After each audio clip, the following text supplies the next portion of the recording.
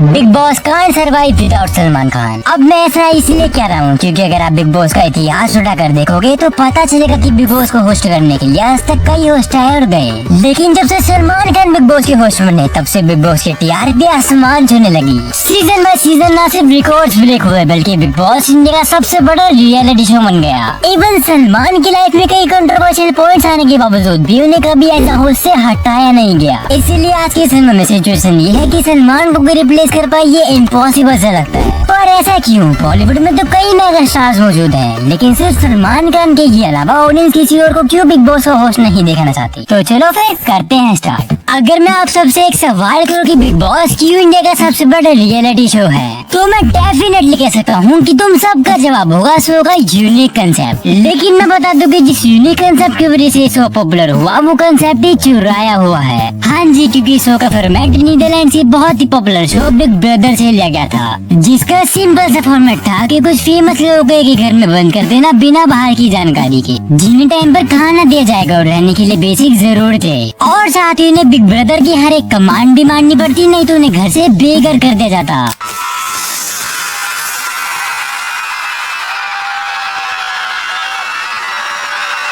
अब इस international show को जब इंडियन वर्जन में रिलीज किया तो इस शो का नाम बिग ब्रदर से बदलकर बिग बॉस कर दिया गया, जिसे पहली बार 2006 में स्टार्ट किया गया था और इस शो के होस्ट बने थे अरशद वारसी एके सर्किट।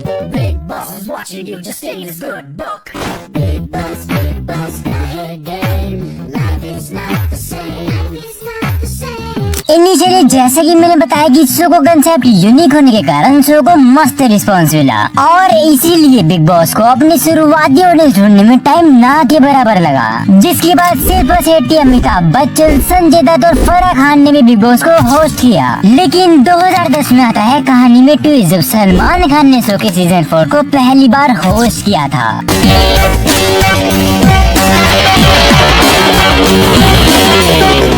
अब यहाँ तो देखो भाई दोनों का फायदा, पहला मेकर्स का जिसे वो सलमान खान की पॉपुलैरिटी का यूज करके अपनी शो की टीआरपी को बूम कर सकते थे, और दूसरा को सलमान खान का क्योंकि शो के जरिए वो खुद को आसानी से रिलेवेंट रख सकते थे और अपनी ऑडियंस और भी ज्यादा अच्छे से कनेक्शन बना सकते थे। लेकिन 3 महीने बाद शो की टीआरपी आसमान छू रही थी और बिग बॉस इंडियन टीवी का one of the highest rated reality show बन चुका था। अब ऐसा है इसलिए वक्त भाई का स्वैग और उनका रॉपिल परफेक्ट फिट था ऑडियंस को अट्रैक्ट करने के लिए। लेकिन बता दूं कि जब सलमान की बिग बॉस होस्ट करने की अनाउंसमेंट हुई थी तो इस न्यूज को लेकर काफी मिक्स्ड रिएक्शंस भी सामने आए थे। सलमान के फैंस तो मस्त एक्साइटेड थे, लेकिन कुछ क्रिटिक्स को डाउट था कि क्या सलमान इतने डिमांडिंग रोल को हैंडल कर भी पाएंगे कि नहीं, क्योंकि भाईजान पर वायलेंस, अब्यूजिंग और कई कांड पहले से ही दर्ज थे। लेकिन एक तरफ जहाँ क्रिटिक्स को लग रहा था कि सलमान के बाद शो फ्लॉप हो जाएगा, बल्कि वहीं उसका हुआ एकदम अपोजिट। भाई ने अपनी नेचुरल होस्टिंग स्किल से सबको दीवाना बना दिया। काश ऐश्वर्या के सामने भी स्किल्स दिखाई होती, पर नहीं, वहाँ तो भाई को बेल्ट। जिसके बाद सलमान ने back to back Bigg Boss के कई सीजन्स को होस्ट किया और इसीलिए हर एक सीजन में सलमान की होस्टिंग इंप्रूव होती चली गई। यहाँ तक कि कई सीजन्स ऐसे भी आए जिसमें कई ऐसे मोमेंट्स हमें देखने को मिले जिनको देखकर हंसना, रोना, गुस्सा करना सब जनता ने महसूस किया। जैसे कि सीजन 11 जुबेर खान वाला एपिसोड, जो कि मेरा पर्सनल फेवरेट है। भाई साहब, इस एपिसोड में कंटेस्टेंट जुबेर खान पर सलमान खान गुस्सा हो गए थे क्योंकि उनकी लैंग्वेज सलमान खान को बिल्कुल पसंद नहीं आई थी, और जिसके बाद जुबेर, आ रहा हूँ बेटा, मैं तेरे पास आ रहा हूँ। कसम खुदा की, तेरे कुत्ता नहीं बना दिया ना तो मेरा नाम सलमान खान नहीं। सॉरी भाई। भाई नल्ले डॉन। अब सीजन 11 तो खत्म हो गया, लेकिन जुबेर का क्या हुआ इसके किसी को पता नहीं चला। तो भाई जब इससे रिलेटेड आपकी अदालत में सलमान खान से पूछा गया तो उनका जवाब था कि, और फिर जब खुद देखता हूँ मैं अपने आप को तो मतलब इसकी क्या जरूरत थी। I shouldn't have reacted like this and I feel really bad. आजकल सोशल मीडिया पे कभी कभी मैं आता हूँ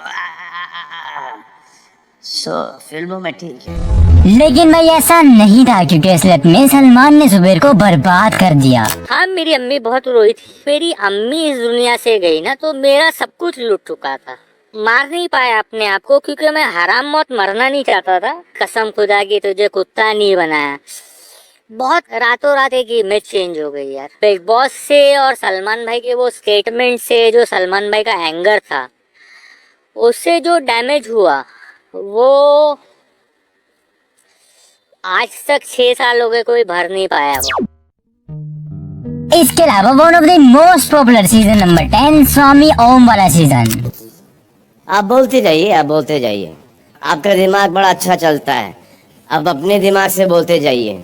ये भी एक बहुत बड़ा ब्रेकिंग न्यूज है कि गौरव जी लटके हुए थे कैप्टेंसी के लिए। हमारी प्रियंका हाथ जोड़ती रही, रोती रही, लेकिन कैप्टेंसी के कैंडिडेट कसमें देकर के साहिल को कहते रहे, साहिल फैमिली है, फैमिली। और इसके अलावा one of the best in the history of big boss 13 Siddharth Shukla वाला सीजन। और सर मैंने परफॉर्म किया है, बहुत विनर्स बने हैं बिग बॉस के और बहुत आगे आएंगे भी, बट किंग तो एक ही था, वो सिद्धार्थ शुक्ला था। भाई मैं बता दूं कि यही सीजन वो सीजन था जब मैंने पहली बार बिग बॉस के कुछ एपिसोड्स देखे थे। कि जब भी सीजन आया था तो मैं 10th क्लास में था, क्योंकि इस सीजन की पॉपुलैरिटी इतनी ज्यादा रही थी कि हर कोई इसके बारे में ही बात करता था। और मैं एक बार का आपको किस्सा बताता हूँ कि मैं स्कूल जा रहा था, तो मेरे घर से स्कूल का रास्ता दूर था, तो मैंने एक रिक्शा पकड़ी स्कूल जाने के लिए। देर बाद एक लड़की मेरे साइड में आके बैठ जाती जो फोन कॉल पर बहुत तेज तेज बात कर रही थी। अब जब मैंने ध्यान से सुना तो पता चला कि वो लड़की सोमे आसिम और सिद्धार्थ की बहस पर अपने दोस्त से बात को लेकर बहस कर रही थी कि वो किसको सपोर्ट कर रही है। मतलब बहस खेल रहे थे दोनों। एनीवेज तो बिग बॉस हटने के बाद भी कई सीजन आए और गए, जिनमें से काफी पॉपुलर हुए और कई को ज्यादा अच्छा रिस्पॉन्स नहीं मिला। लेकिन एक चीज जो कभी कम नहीं वो है सलमान की फीस, क्योंकि सीजन 4 से 8 तक सलमान ने 2 से 5 करोड़ पर एपिसोड चार्ज किए। यही नहीं, अभी और सुनिए। और सीजन 9 और 10 के लिए सलमान ने 7 से 10 करोड़ पर एपिसोड चार्ज किए। यही नहीं, अभी और सुनिए। और सीजन 13 के लिए 15 करोड़ चार्ज किए। यही नहीं, हाँ ठीक है। तो सीजन 14 में 20 करोड़ पर वीकेंड और पूरे सीजन 15 के लिए सलमान ने 350 करोड़ चार्ज किए। और कमाल की बात तो है कि बिग बॉस वाले इनकी डिमांड मान भी लेते हैं, क्योंकि भाई के बिना तो शो चल नहीं रहा ना। अरे हाँ एक सेकंड रुको, मैं भी तो हिसाब लगाऊं कि मैं कितना कमाने वाला हूँ इस वीडियो से। 2 2 दूनी 4 4 + 5 9। कोई नहीं, हो जाएगा सब ठीक।